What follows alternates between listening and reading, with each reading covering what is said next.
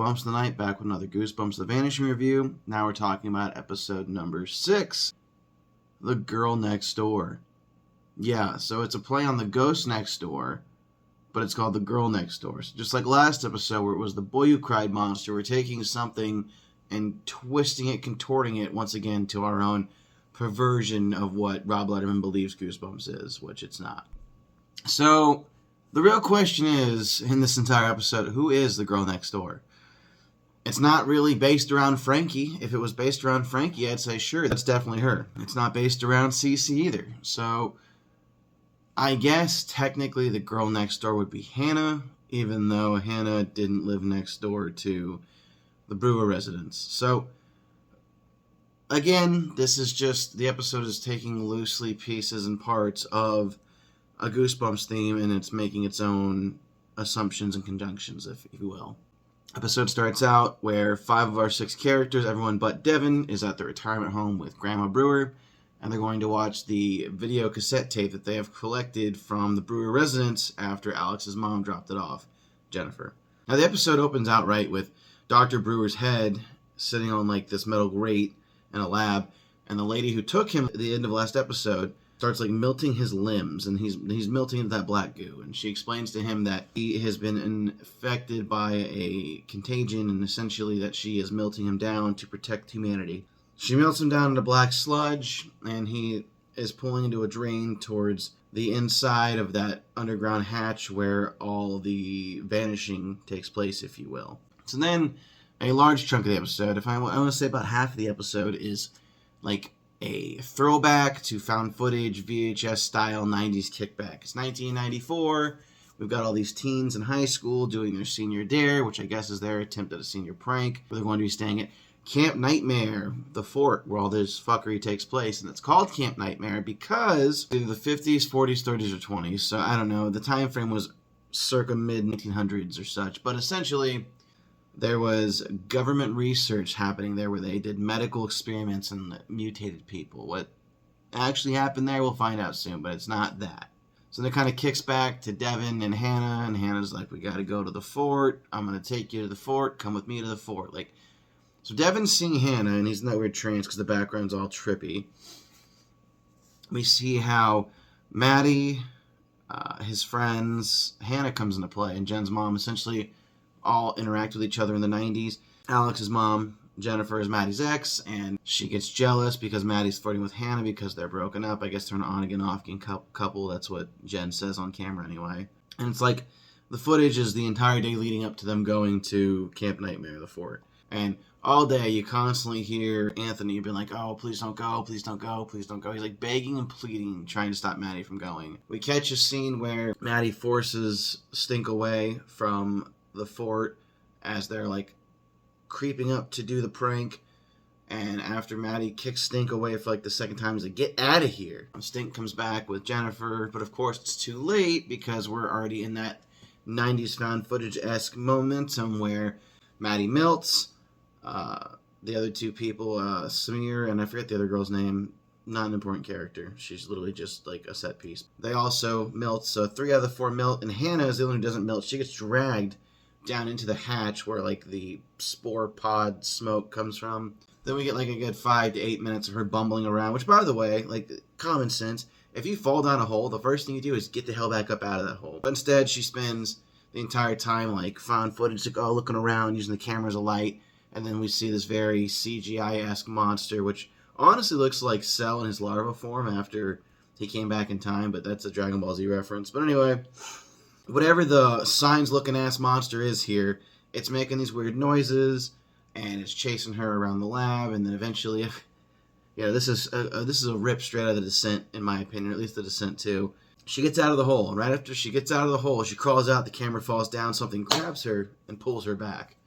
And in the background, we see the scientist, the one that was melting Dr. Brewer, the false doctor, if you will. We see them in a hazmat suit, and as they go to collect the camera, that's where Stink and Jennifer run in, and Stink finds his camera and is just like, oh my god, they're gone, and kind of like circa in found footage. So what they allude to is it's possible that Hannah may just be the same Hannah that Devin's interacting with. So they decide they need to find Devin. While this is all happening, Devin's kind of in and out of the trance. He's like, where are you taking me? And Hannah's like, I'm going to take you to find your dad. Now, mind you, Devin's already been like minorly infected by this stuff. And in my opinion, he had a bigger exposure than Dr. Brewer. So everything that happened to Dr. Brewer should already happen to Devin. But once again, these rules don't make sense because it's more of a if and when plot device than it is actual a canonical set of rules for this alien-esque entity. We have the group catch up to Devin, and Devin's standing at the edge of a cliff, and he's like, Hannah's telling him to find his dad, he needs to walk off of it, essentially trying to kill him. And Cece, his sister's like, don't jump, don't go, and everyone's telling Devin not to do it, and they're like, there's no one beside you, you're by yourself. And he looks over at Hannah, and he's like, you're not real? And Hannah's like, you can only see me because the process started with you. And then she like vanishes. And she's like, don't follow me. And she jumps off the edge. And Devin goes to follow her. And then Troy, unlikely, comes in with the save and grabs him and stops him from falling, which I will give this. Like, so, obviously, the series is falling apart faster than Dr. Brewer did after that lady started hitting him with the heat gun. But one thing I will give note to is that Troy's character has done almost a complete 180. He went from being like this douchebag, teenage dirtbag asshole to a very upstanding, kind person, which I think is interesting that a near-death experience can change somebody. Personally, I think it's too dramatic of a flip. I think it doesn't feel natural. But that's okay. I like New Troy. From that point, they're all standing on the cliff's edge and be like, oh shit, now that the Scooby Gang's all together, we got to figure out what's going on. And Cece, who's become the de facto leader, is like, we need to talk to that thing that looks like my dad. And so now they all go back to the house. So a lot of back and forth in this one, but they all go back to the Brewer residence. And as this is happening, they all kind of pair off. Troy and Devin are speaking, and Troy's like, I don't really like what's going on between you and Frankie, but nice guy Troy's like, whatever happens, happens, man. Respect. And then CJ is talking to Frankie, and Frankie's like, this is creepier than all the sci-fi shit going on. And then we cut back to Alex and Cece, who are like, still romantically awkward with each other, and it's just like, the will they, won't they's continually. One teenage romance, enough. Two teenage romance, you're pushing your fucking luck, Rob Letterman. You're pushing it. So they talk about, like, it's just going to cue up the Bruno Mars Lady Gaga song. They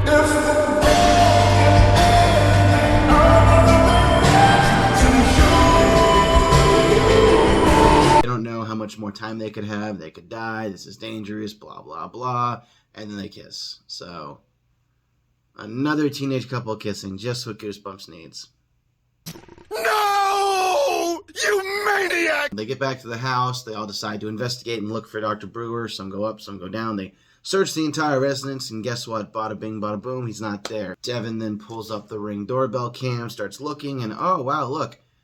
The lady from the hospital, CJ recognizes, breaks into the house, and then leaves with a big duffel bag full of body parts.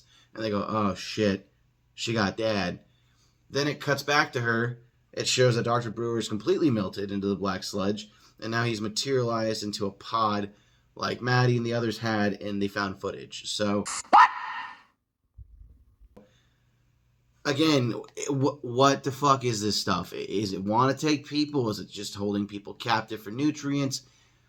I know that whatever they reveal it's the body squeezers, that it's not going to be canonical at all to the actual body squeezers, since the whole series more or less just loosely borrows from the books.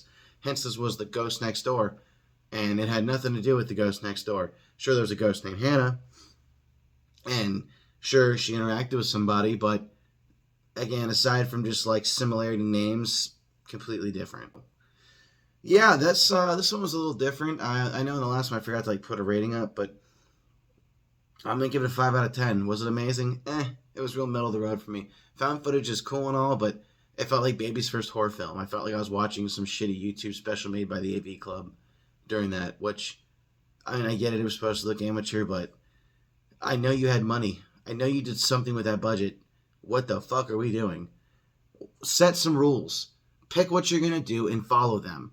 You're worse than Stein when he starts changing the rules in his own books, where it's just like, yes, but no, and sometimes it's the rules continually jump around with these things. We don't really know what they are, and the suspense they're building is not great, considering there's only 2 episodes left. Personally, I just think the pacing's kind of shit, honestly, and I guess I'm being a hater. Call me an unk, call me what you will. If you like this, please tell me why. I'd like to know if maybe I'm just being too hard on it because I want something else.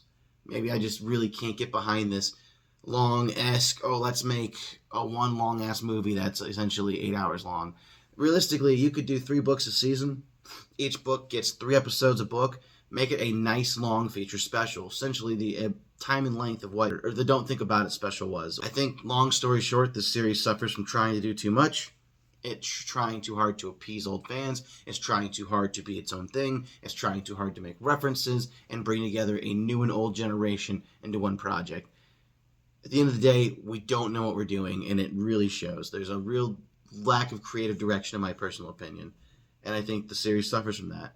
Now, unfortunately, if history repeats itself, I'm sure in 2027 we'll get the 3rd Goosebumps series, which will have nothing to do with the other 2 Goosebumps series, because every 2 years, Disney just shits out another one. If you enjoyed today's content, let me know down below. If you haven't already done so, click some of those buttons like, share, comment, subscribe. I hope you're liking the series more than me. Like I said, we're just walking down the stairs into the basement, and I'm not loving it. We're on tier 5 right now. I guess technically stair 6. Not loving it. We're heading straight down. Can we make a comeback? I doubt it. Join me next time as I review the next episode. Welcome to Camp Nightmare.